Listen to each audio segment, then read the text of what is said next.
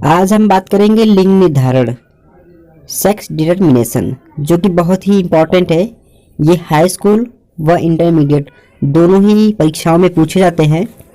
तो चलिए बात करते हैं लिंग निर्धारण क्या है और लिंग निर्धारण किसे कहते हैं। इसकी पूरी प्रक्रिया को हम समझाएंगे आप लोगों को। तो सबसे पहले हम आप लोगों को बता दें कि लिंग निर्धारण का गुणसूत्री सिद्धांत मैकलंग ने 1902 ईस्वी में दिए थे। मतलब यह है कि जो लिंग निर्धारण का जो गुणसूत्री सिद्धांत है, यानी इस सिद्धांत को किसने दिया था, तो इस सिद्धांत को मैकलंग ने दिए थे, 1902 ईस्वी में दिए थे। इनके अनुसार गुणसूत्र दो प्रकार के होते हैं, समजात गुणसूत्र तथा लिंग गुणसूत्र या एलिलोसोम्स, यानी लिंग गुणसूत्र को एलिलोसोम्स गुणसूत्र भी कहते हैं। ठीक, तो आप लोगों को समझ में आया कि लिंग निर्धारण का गुणसूत्री सिद्धांत जो है वो मैकलंग ने 1902 ईस्वी में दिए थे। और ये बताते हैं कि जो गुणसूत्र होता है मनुष्यों में वो दो प्रकार के होते हैं। पहला इन्होंने बताया कि पहला जो गुणसूत्र होता है वो समजात गुणसूत्र होता है तथा दूसरा जो गुणसूत्र होता है वो लिंग गुणसूत्र होता है, और लिंग गुणसूत्र को एलिलोसोम गुणसूत्र भी कहते हैं। अब बात करते हैं लिंग निर्धारण की परिभाषा क्या है या लिंग निर्धारण किसे कहते हैं।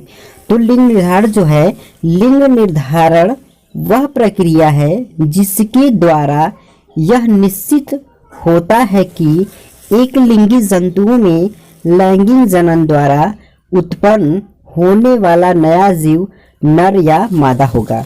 बहुत ही अच्छी इसकी परिभाषा है। आप लोग बता देंगे कि लिंग निर्धारण वह प्रक्रिया है जिसके द्वारा यह निर्धारित होता है कि एक लिंगी जंतुओं में लैंगिक जनन के द्वारा आने वाला जो संतान होगा या जो जीव होगा वो नर होगा या मादा होगा।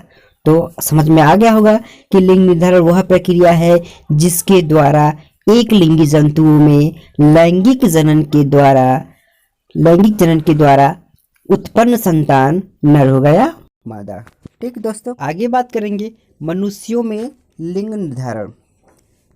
किसमें लिंग निर्धारण? मनुष्यों में लिंग निर्धारण, जो कि बहुत इंपॉर्टेंट है। मनुष्यों में लिंग निर्धारण किस प्रकार से होता है, तो अगर मैं बात करूं मनुष्य में लिंग निर्धारण, तो सबसे पहले मैं आप लोगों को बता दूं कि इस विधि में मात्र के दोनों लिंग गुणसूत्र XX होते हैं तथा नर में लिंग गुणसूत्र जो होता है XY है। कहने का मतलब यह है कि इसमें जो माताएं होती है, यानी जो मादा होती है, मादा में जो लिंग गुणसूत्र होता है वो दोनों XX होता है। और यहीं पे मैं बात करूंगा नर में यानी पुरुष में, तो पुरुष में जो गुणसूत्र होता है वो XY होता है।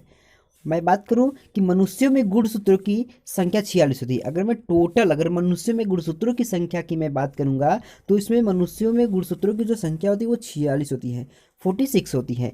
जबकि मादाओं में अंड जनन होता है, यानी कहने का मतलब है कि ये महिलाओं में अंड जनन होता है, तब अर्धसूत्री विभाजन द्वारा सभी अंडाणु में 22 जोड़े गुणसूत्र समजात हो जाते हैं तथा एक जोड़े गुणसूत्र एक्स लिंग गुणसूत्र होता है। कहने का मतलब यह है कि जब अगर हम महिलाओं में बात करेंगे तो जब महिलाओं में जब oogenesis होता है, अंड जनन की प्रक्रिया होती है, तो उस अंड जनन की प्रक्रिया के द्वारा के फलस्वरूप क्या होता है कि जो गुणसूत्र होता है वो दो तरह के होते हैं। उसमें 22 जोड़े जो गुणसूत्र होते हैं वो समजात गुणसूत्र हो जाता है, और एक जोड़ा जो गुणसूत्र होता है वो लिंग गुणसूत्र है, जिसको हम एक्स लिंग गुणसूत्र कहते हैं। अर्थात उनकी जो गुणसूत्र होती है वो होती है 22 प्लस एक्स होती है, यानी 22 प्लस एक्स प्राप्त होता है।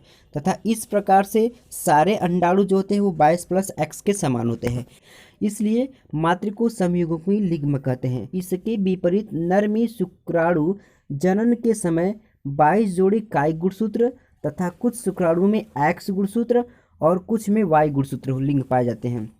कहने का मतलब है कि जब पुरुषों में शुक्राणु जनन होता है तो शुक्राणु जनन के फलस्वरूप 22 जोड़े जो होते हैं वो कायिक होते हैं, जिसको समजात कहते हैं। और उसमें से कुछ शुक्राणु ऐसे होते हैं जो एक्स गुणसूत्र होते हैं और कुछ ऐसे होते हैं जो वाई गुणसूत्र होते हैं। अब मैं आगे बढ़ूँ, अर्थात दो प्रकार के शुक्राणु निर्माण होते हैं, यानी पुरुषों में भी दो प्रकार के शुक्राणु निर्माण होते हैं, जिनको 22 प्लस वाई और 22 प्लस एक्स कहते हैं।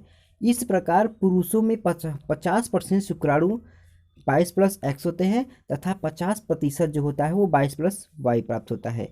इस प्रकार पुरुषों के युग्मक में विषम युग्मकी होते हैं, इसलिए इसे विषम युग्मकी कहते हैं। कहने का मतलब है कि शुक्र, आपने देखा मादाओं में जो लिंग गुणसूत्र था वो 22+x था और दूसरी तरफ 22+x था, और अगर मैं पुरुष में बात करूं तो ये 22+x है और दूसरी तरफ 22+y है। तो यहाँ पे 22+x और 22+y जो है यह एक दूसरे की विपरीत है। एक साइड में x है तो दूसरे में जो है वहाँ पे y है, इसलिए विपरीत है, इसलिए हम इनको विषम युग्मकी कह रहे हैं।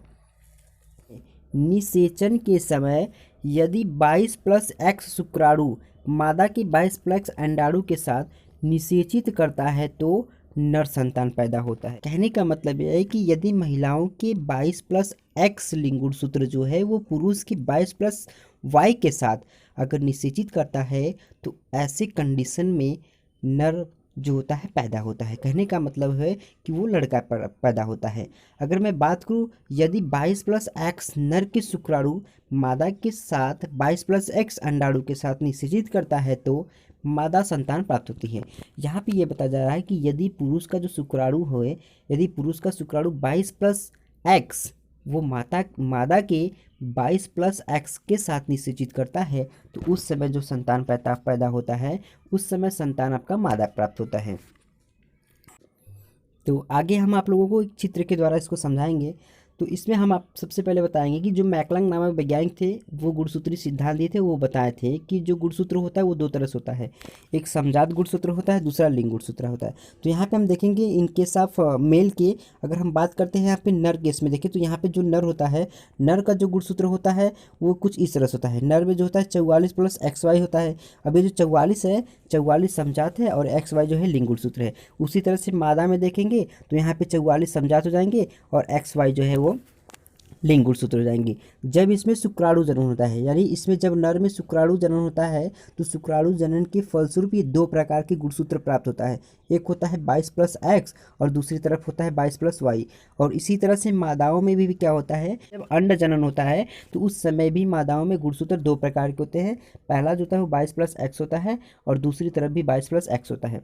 अब हम बात करते हैं कि यदि पुरुष का जो शुक्राणु है, यदि पुरुष का शुक्राणु 22+x जो है यह मादा की 22+x के साथ अगर निषेचित करता है तो यहाँ पे आपका क्या प्राप्त होता है, यहाँ पे आपका लड़की प्राप्त होता है, अर्थात यहाँ पे मादा जो है कि संतान पैदा होती है। और यदि 22+x जो है ये 22+x शुक्राणु मादा के 22+x के ही साथ निषेचित करा तब पर भी क्या होगा, आपका जो होगा यहाँ पे मादा प्राप्त होगी। अब अगर पुरुष के 22+y शुक्राणु जो है मादा के 22+x के साथ निषेचित करेगी तो यहाँ पे जो संतान पैदा होगा वो होगा लड़का, नर प्राप्त होता है। ठीक है। यदि 22+y जो है कि फिर अगर ये मादा के 22+x के साथ निषेचित करती है तो यहाँ पे क्या होगा, आपका जो है कि नर संतान पैदा होता है। तो इस तरह से अगर देखा 50% जो है लड़की होने की संभावना बनी और 50% जो है वो लड़का अर्थात पुत्र और पुत्री प्राप्त हुए हैं। तो लिंग निर्धारण आप लोगों को बहुत बेहतरीन तरीके से समझ में आया है।